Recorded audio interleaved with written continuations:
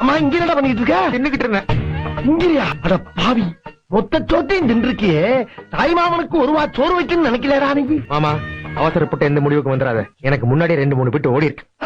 2-3 பிட்டா பிடிக்கிறா? இப்ப பிடிக்கிறேன். 3 கேட்ட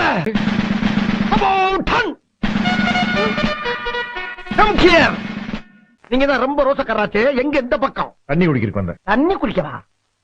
மீசையில மீன் முழு ஒட்டி இருக்கு. தண்ணி குடிக்க வந்து போய் புச்சுக்கா. இந்த மாதிரி எண்ணெயை கழட்டிட்டு இவனுங்களா சாப்பிட வந்த இடம் தான் பாண்டியாஸ். இது எங்க இருக்குன்னு பாத்தீங்கன்னா ஈஸ்டாம் ரயில்வே ஸ்டேஷன்ல இருந்து வெளில வந்தோடனே லெஃப்ட் சைட்ல இருக்குதுங்க. இது முழுக்க முழுக்க மதுரைக்கார ஹோட்டலுங்க, சாரி ரெஸ்டாரண்ட்ங்க. யூகேல கிடைக்காத நம்ம ஊர்ல சாப்பிட்ட எல்லா சாப்பாடுமே இங்க இருக்குங்க. ஐர மீன் குழம்பு, ராமீன் குழம்பு, போட்டி, ஏன் சுவரட்டி கூட இருந்துச்சுங்க. ஏதோ நம்ம ஊருக்கே போய் சாப்பிட்டு வந்த மாதிரி ஒரு ஃபீல். கண்டிப்பா ஈஸ்டாம்ல இருக்க பாண்டியாஸ் ஒரு தடவை ட்ரை பண்ணி பாருங்க.